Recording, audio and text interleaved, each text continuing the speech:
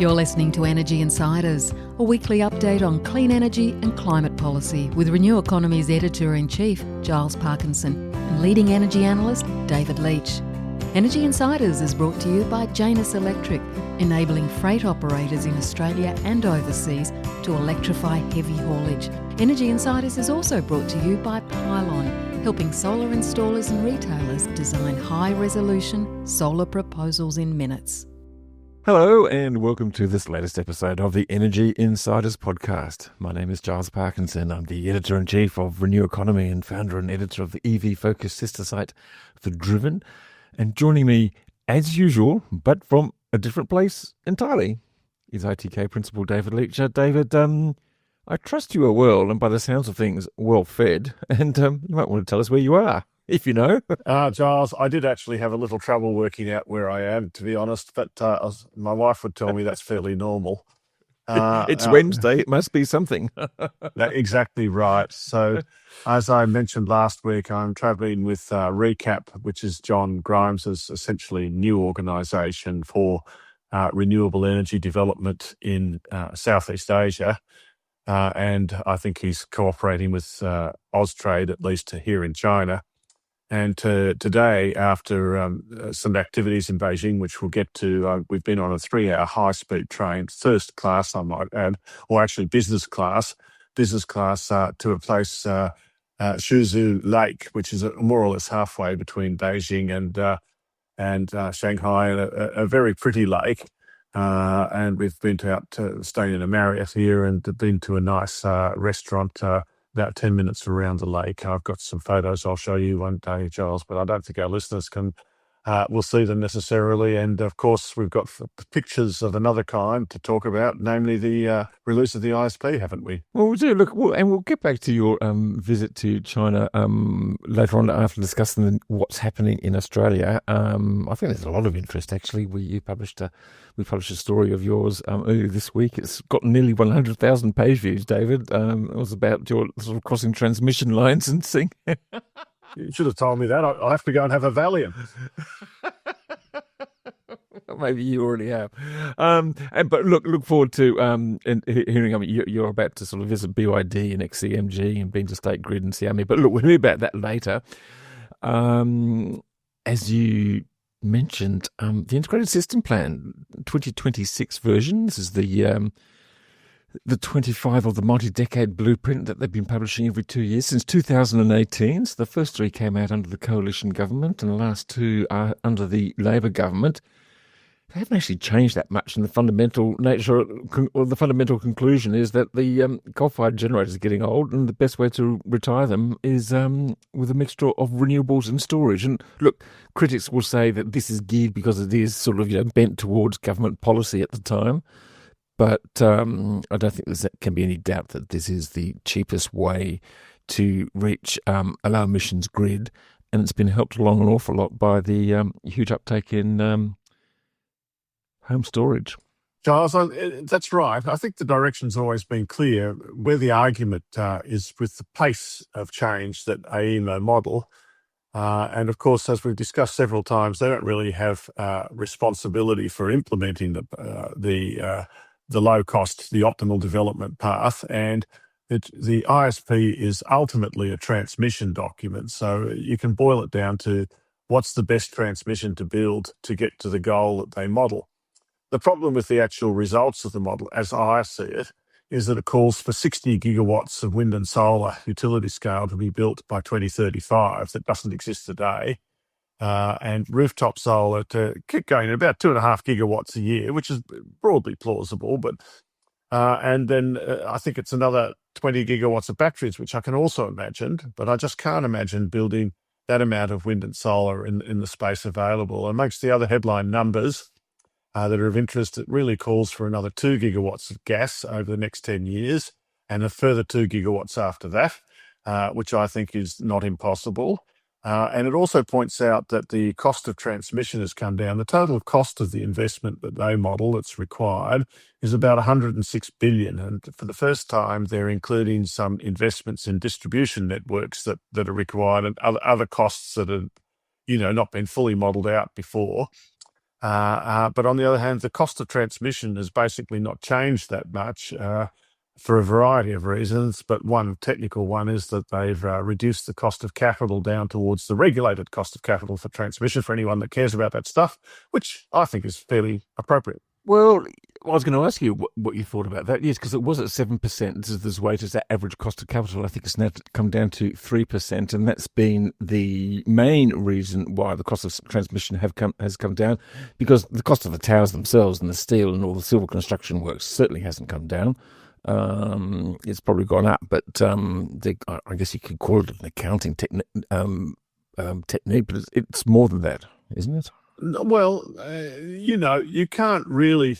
I'll have to look. As we've mentioned, I'm here on the road, and the cost of capital is a textbook, right, in itself. Yes. All the different components of it. I don't know whether we're talking a real number, a real pre-tax number, or a post-tax nominal number, how much debt's assumed. I mean, the asset betas. But I do think that regulated returns that are very low. We know that the return that Transgrid is allowed to earn is essentially below the rate that would let a super fund invest in it. We've discussed this before, but super funds have this My Super rule, which essentially says that they have to meet some kind of benchmark return, and regulated assets in the infrastructure space don't earn enough money to qualify for that regulated return, which is patently absurd. But in any case, if the regulator only lets them earn that much money, it must be the right cost of capital. Well, there you go. Okay. And look, the other thing about the costs that I do observe is that, yes, I think it's down to about 106 billion this time, but it does actually subtract some of the projects which have gotten underway. So the ISP is designed to sort of estimate the cost of things that need to be done. And so once something is considered to be underway and sort of in the throes of construction, it's kind of deleted from that cost. So it doesn't necessarily mean that the whole thing costs that much. No, Giles, but for decision-making purposes, the very first thing you learn in accounting, and that I think every businessman learns, is it's only the future costs and revenues that are relevant to your decision that you make. So even in the case of Snowy 2, as an example, all the money that they spent on it so far is irrelevant to the decision of whether to keep going or not. The decision of whether to keep going, it depends on how much they've still got to spend in the future versus the revenues that they will earn in the future. So it's future sunk costs, as we call them, money that's already spent, is irrelevant to any decision because you can't get it back. No matter what you do, that money's gone. I like that explanation, actually. That actually clears up quite a bit for me and a bit of my confusion over these issues with Snowy and with the ISP as well.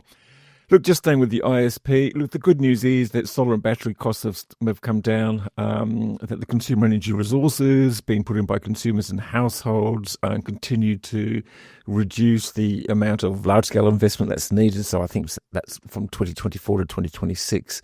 I think the target amount of large-scale wind and solar out to 2050 has come down by 10 gigawatts, which I think, 127 to 117 gigawatts is not all that much, but it is something. Talking about the delays, it is very worried about, as we have expressed, and we've talked about on this podcast many times, about the state of wind energy. It needs 20 or 18 gigawatts to be built by 2030 to meet the optimal development path, and it only sees 9 gigawatts of that in the connection pipeline at the moment. And even in what it calls its constrained scenario, which is actually accelerated from where it is now, it still sees wind and solar falling short of the 82% renewables target.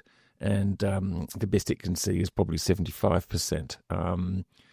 Look, that probably shouldn't matter too much, but I think that's it's a good effort. But look, it's just interesting that they've actually spelt that out. So, yeah. Yeah, no, indeed it is. And I think the other thing that people always need to remember when they hear these numbers is that that's only one side of the equation. The other side is demand. And the ISP forecasts a doubling of electricity demand. And that's certainly not going to happen without a lot more electrification. So, and also the data center demand. So I want to point out that you don't need as much supply if demand turns out to be less than AEMO models. And so therefore both the demand and the supply thing are dependent on each other and also fairly contingent. And even if the demand is there in 2050, it doesn't mean it'll necessarily be there in 2030. And AEMO points out that it's difficult to forecast how much actual data center demand there will be. But that's a topic that I think every country is going to be grappling with, and one we'll undoubtedly have to spend more time on. Yeah, no, and it's actually interesting because AEMO have actually probably been sort of downplaying the prospect of data center demand, at least in the sort of the coming years. It's kind of noted that it's got a lot of inquiries, but a lot of them are duplicates from one state to another.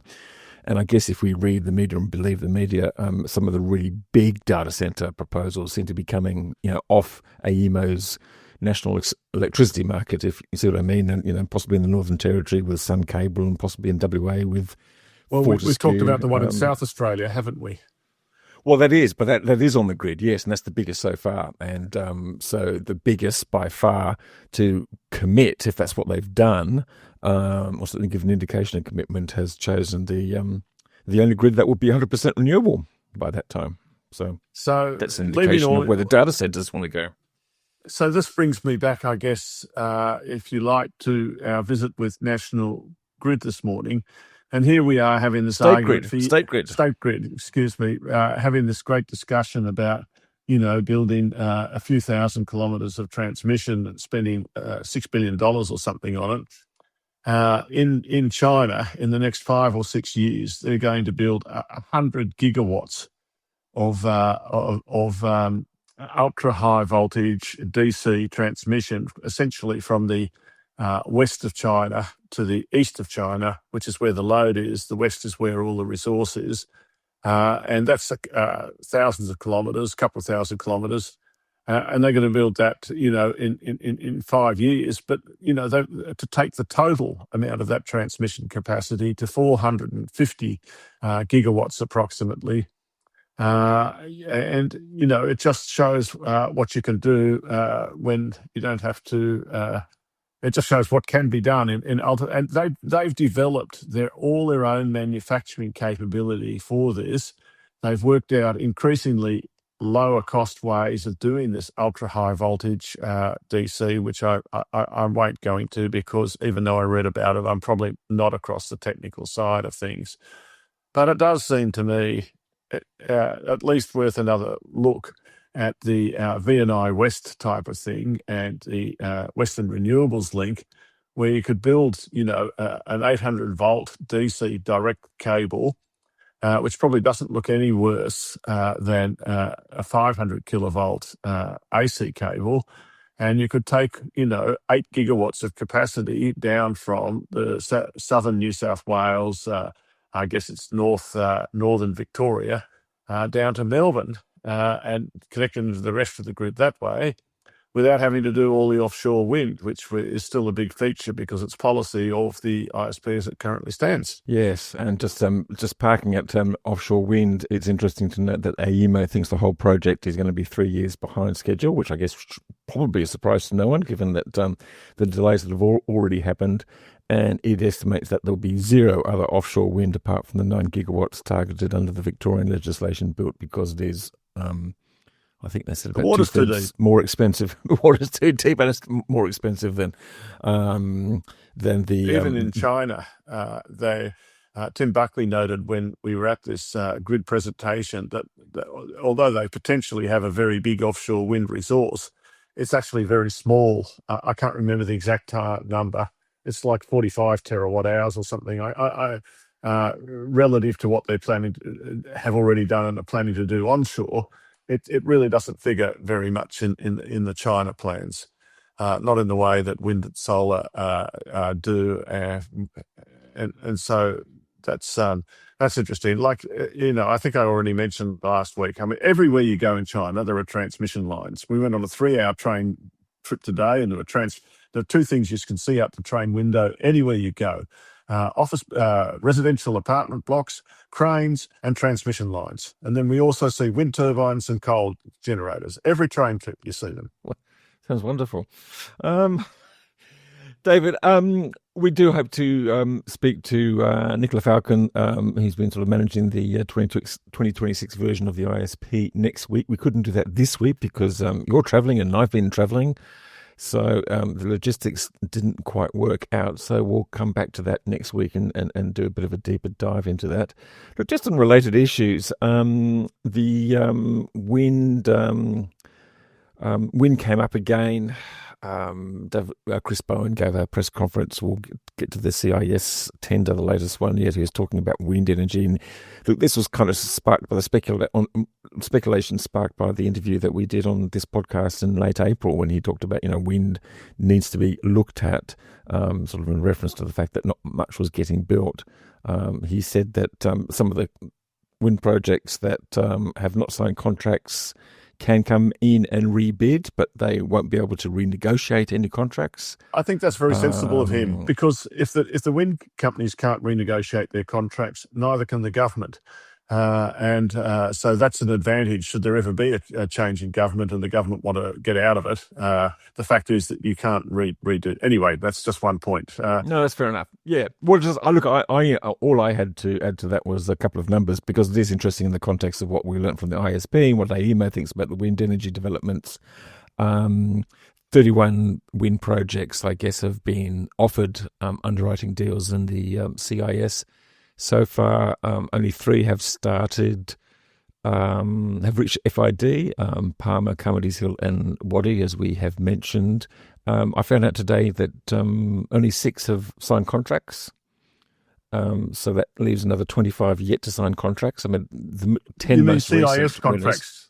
Yes, exactly. Yes. So with the government. So only 6 wind projects have actually signed contracts with the government, which I thought was interesting.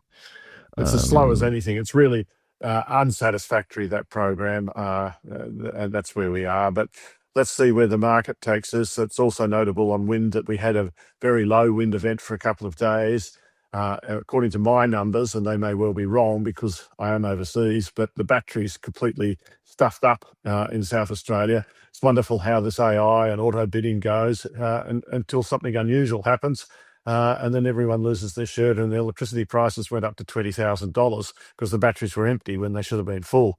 Yes. Well, one of the reasons being that they're mostly sort of 2-hour batteries or even less. The current crop of 4-hour and 6-hour, even 8-hour batteries haven't been built yet, or they're under construction. No, but they could have charged overnight and got the next morning peak, and they didn't. They don't appear to have. There were 2 of these price spikes. Maybe someone forgot. Coming to which, the capacity investment scheme, the latest tender for battery storage has 15 projects, 75 apparently were bid in, or 65, I can't quite remember the number now. We've got 4 gigawatts and over 16,000 gigawatt hours of storage, 15 batteries, 7 of them in Queensland, interestingly enough, David. I'm not too sure what that means. 4 of them landed by Ampere, which is the battery company being headed by Alex Wanhouse, who already has a few on his hands at the moment. So they're going to be very busy. Potentia Energy, Asira got one, I noticed. A little, they must have worked their butts out there to get a CIS. Who are they? I haven't heard of them before. I think they're a small offshoot of Federation or something like that. Okay. And HMC CATL also with the Mirabel battery. So they bought the Neoen assets in Victoria. So that is no surprise. So there you go. Edify. And then we had a couple of state budgets, Charles. Yes. Queensland, not very healthy. More money for coal-fired generation. Not very much money for pumped hydro. And just generally just a complete disinterest in the energy transition. In New South Wales, probably a better outcome. $6.5 billion committed to electric buses and depots in New South Wales over the next decade or so, which is interesting enough. Still a bit of a standstill, or not too sure what's happening with the Tomago smelter. So no real commitments there. I'm in favour of the electric buses, but if yeah. I mean, well, you're over in China where everything's electric already, isn't it? In terms of buses. Well, the trains are electric, that's for sure, and they go very fast. 250 kilometres an hour. You obviously haven't spent enough time in buses then. I know, I spent time in buses as well.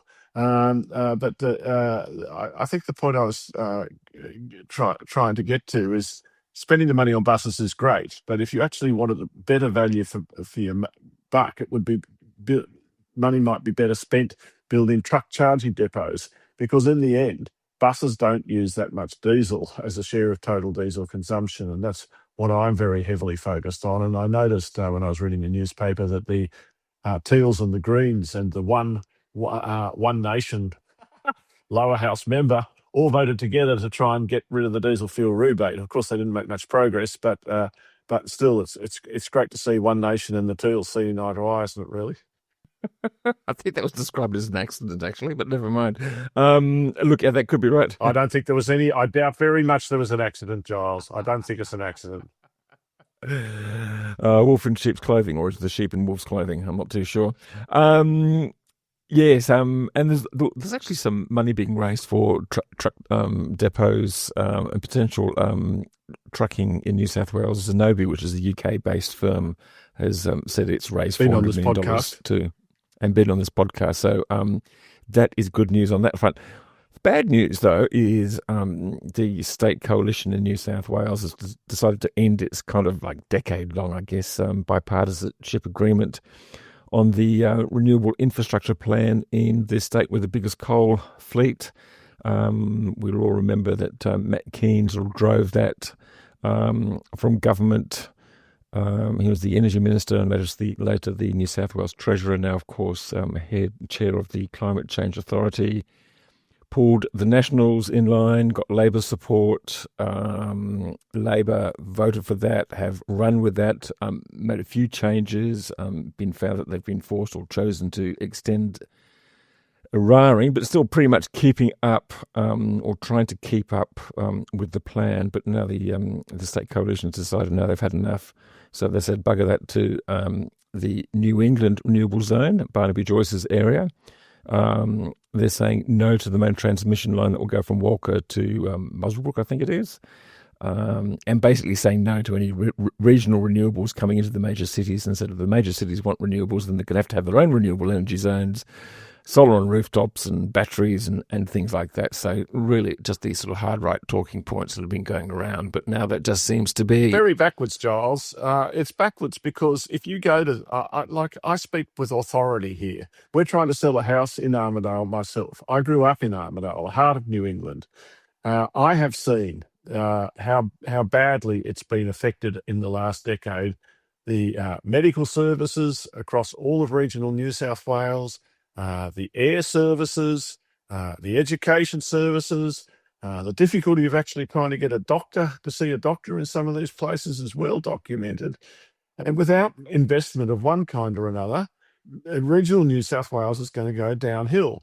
Now, one of the things that came out of the national grid discussion in China was that rather than building more transmission, it may be a better idea to take the demand in the form of data centres to where the renewable energy is. And so a region like New England, or ultimately the central west of New South Wales, or the Riverina, or somewhere in Victoria, could end up with a lot of renewable energy and a data centre, a massive amount of investment. And it should be obvious from the money that the state government is already allocating both to the Riverina and to the Arana zone, that this is going to bring better quality of life to people in the country. And just saying you never want to have any development, that you want to pretend you're still living in 1950 or something, it's just utterly absurd. But it's what you expect from the National Party these days. There's a reason why they've got so few seats, few votes, and the same with the Liberals. They get further and further divorced from the needs of their actual people. It's impossible to spot the difference now between One Nation, the Liberals and the Nationals, quite frankly, on energy and climate policy, whether they're in New South Wales, Queensland, Victoria, or anywhere else in Australia, and least of all in the federal parliament. Ignorant. Yeah, stupid. Blind, pig, dumb, ignorant. And they deny facts. They do, and they make up their own. But I don't mean to be harsh. Someone else will give them the nice, gentle, let's be friends and work with them and cooperate. But I'm going to point out it's just dumb and stupid. There you go. And it's cutting off their knives to... Anyway, we shouldn't spend too much time on that. I want to go on to a slightly more positive topic. One of the things we've done with Recap here is to visit so far one car factory, and we'll be going to see XCMG trucks tomorrow. I've also been to visit the CATL battery stand at the Trade Expo, which was incredibly interesting to look at. We'll be seeing BYD, as I said, and XCMG, but we went to see Xiaomi factory, which is kind of like a national sort of advertisement for Chinese manufacturing. It's interesting to think that a car rolls off the line there every 75 seconds. When you drive your electric car around the place, remember someone built it in 2 minutes, so if it falls apart, don't worry. Quick to put it back together That's again. a joke. But within the factory, and it's a national advertisement because the cars are incredibly powerful. I think there's 0 to 100 in about 3 seconds, and all the people were going for a test drive and saying, wow, wow, wow. But there's robots everywhere in the factory, not just doing the welding and stuff like that, and the new electric motors and the fancy aluminium alloy that they use to make the bodies. But there are these like logistics robots that carry the pallets around. They look like little, robot vacuum cleaners. I'm sure everyone's seen them. And in fact, if you go to the trade show, you'll see that there's like, for anyone that's got a factory with shelves that needs a lot of stacking, it's all being done by little automated systems these days that just move according to semi-autonomously. But so these two Xiaomi cars, like they would sell like absolute hotcakes in terms of value for money in Australia. And you can see the new technology flooding in, and we see it with the European cars as well, where you've got these fancy strips across the dashboard on windscreen. I mean, just at the bottom of it, with about 50 different gauges and other interesting things that are kind of the next level up from the heads-up display. You can just see how advanced the car design is. It takes 2 years to design a new car in China, which is why all the European manufacturers are getting their new models designed in China, because they know how to move fast and they've got the investment going.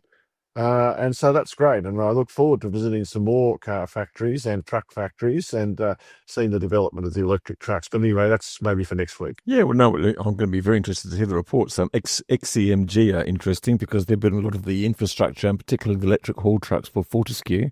I think they plan to deliver around about 200 of those sort of 260 or 240 ton electric trucks to that company. It was interesting to note this week that BHP and Rio obviously felt pressure to come out and sort of say how well they've been doing with their electric trucks. They've actually got 2 trucks made by Caterpillar, which are doing trials in the Pilbara. They're actually called early learner trucks, which I thought was quite appropriate given that BHP keep on telling us that the technology is not there. Developers, early learners, their phrase. I'd be calling them late developers.